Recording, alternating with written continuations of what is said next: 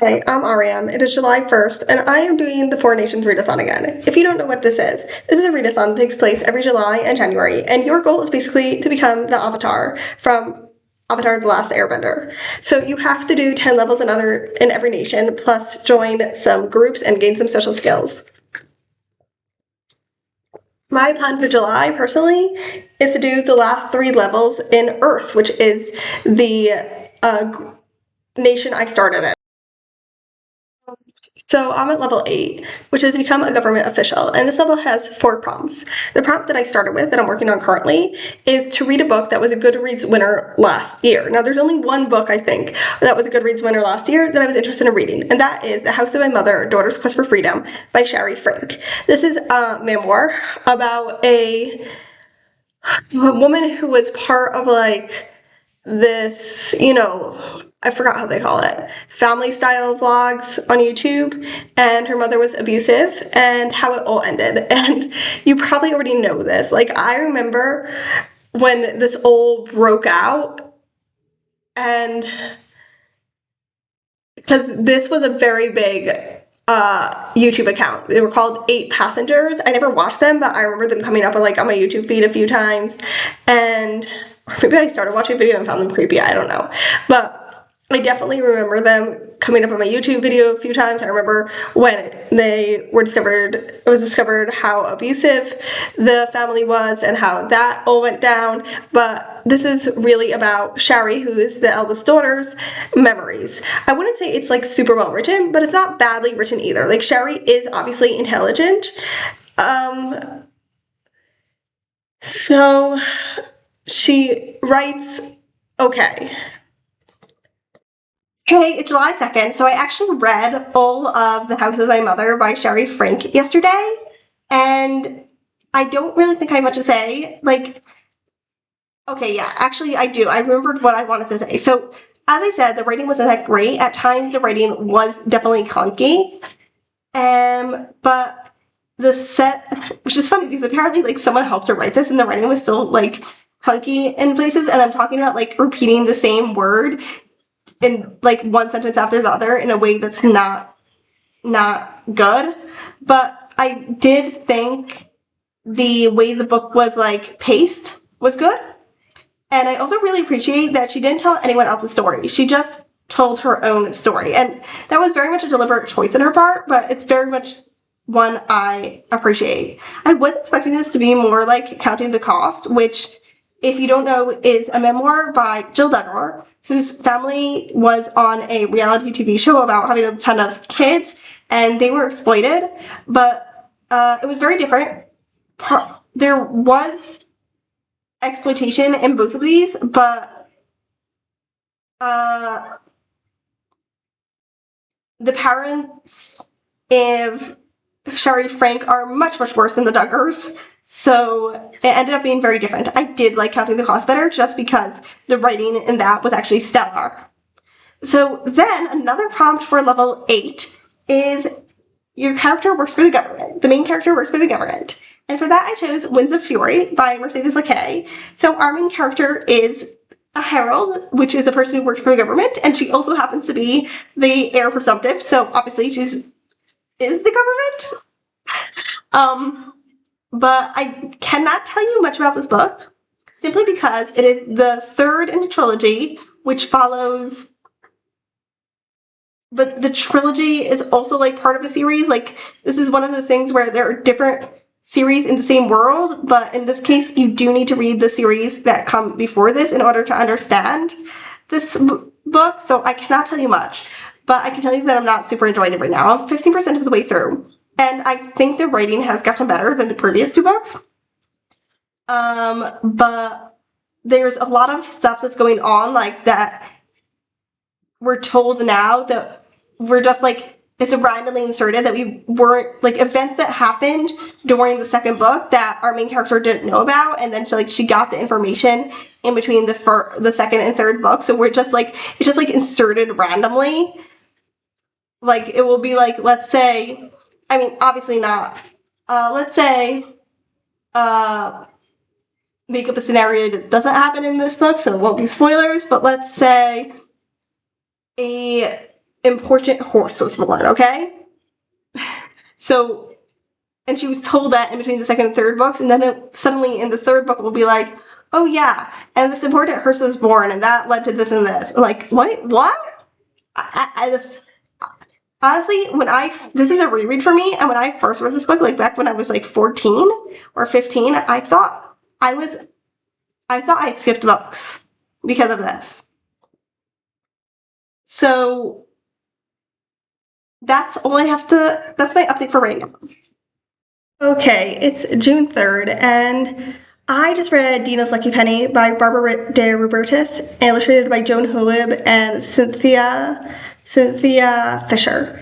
Now, the thing is, the problem for this was read a book that has money on the cover. And I looked through my whole TBR, and I have over 200 books on my TBR, and I did not have one book that has money on the cover.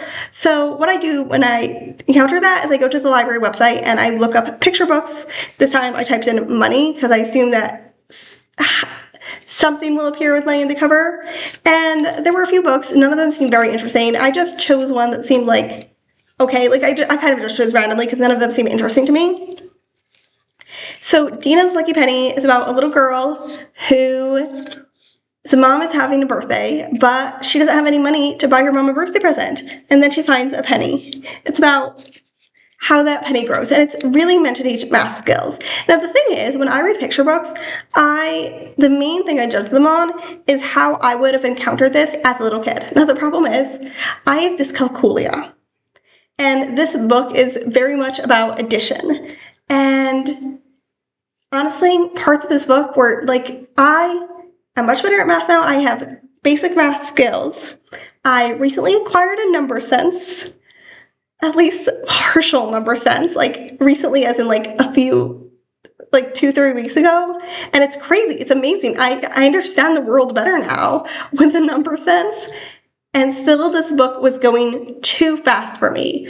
There was a part where it was like 3 quarters or 75 cents. I was like, wait, stop. I can't keep up. And so, as obviously you see the problem, I can't judge this as how I would have enjoyed it at the age it's aimed at, because I wouldn't have understood it at all. This is aimed at like kindergartners. I could barely count to 50 when I was 6. Like, yeah, my dyscalculia is pretty bad. So I can only judge it by what I can see now. So one thing I will say is that the illustrations aren't the best, but from the cover, I was scared they were going to be very stiff, and that's not true at all. They actually have quite a lot of motion. They're kind of like, they do kind of feel like unfinished, like they could have had another pass over to make them really finished, but they're okay. And I will say I didn't enjoy the way this is written. This is a very engaging book, considering that it's literally just about addition. And you are engaged, like, even though you kind of know what's going to happen with Dina and her penny, you are engaged to see, like, okay, what's going to happen next. However, at the same time, you do already kind of know, and it's very obvious it's a teaching book, and I have never, ever liked books that are meant to teach you stuff. If I want to read a story, I want to read a story. So, I guess kind of like in the middle, 3.5 stars. Oh, I think my cornbread is ready. Okay, so it's still July 3rd, and I just finished another thing for level 8. So one of the prompts for this is that you choose 5 books, and you have someone else pick one out of the 5 you chose. So I chose A Planet Called Sheol by Cordwainer Smith, which is a short story, 2 Takiti Kazu books, and In the Forest of Sorrows by John Helfers, which is a Valdemar short story, and Detective Comics number 662, which is the one that won. And I am kind of divided on this because it basically follows an A, B, and C plot, and the A plot I'm just tired of. It's been going on for ages already. I have a vlog that will come up at some point, probably after this, but I do go in a little more depth in there. The C plot I found kind of boring until like the very end. It's like, oh, here's a new superhero, and I'm just like, why do we have to have it in this comic? Why couldn't we have had that instead of the A plot? At the same time, we need the A-plot to resolve. I just wish the A-plot had resolved, at least this specific part of the A-plot had resolved in a previous comic. It's just been going on too long. The B-plot, however, I really enjoyed. It was really fun. It was funny, campy, silly, you know? So I had a fun time with that. So I'm really split on this comic. Yeah. It is July 5th. I'm 33% of the way through Winds of Fury, and there is so much info dumping. Like, it's not even. Like, Mercedes Lackey definitely is more of an info dumper, and it's something that I tolerate. But oh my god, this book has so much info dumping. Like, it's at a point where I'm like, going in between loving this book and really disliking it. Like, or not loving it maybe, but really liking it. Like, I'll be reading, I'll be really engaged and wanting to see what's happening next, and I'll be like equally engaged in all of the points of views that we get. And then I get to the info dumping part and I'm just like, well, I don't want to read this anymore. Honestly, there's a good chance I would have been over 33% if it weren't for the amount of info dumpiness that there is in this book. Yeah, today is Tuesday, July 14th, and I actually finished Winds of Fate last week on Wednesday. But the reason I didn't update you till now is because I woke up without a voice, and I have not really fully gained it back until now. So, yeah. Now, I think my really main complaint about this third book in the series is just there's this one character, which I cannot say anything about who he is because that would spoil stuff. And I just don't like him. He is very passive, and while there are good reasons for him being passive, it does seem like everything just comes to him. He doesn't have to work for anything.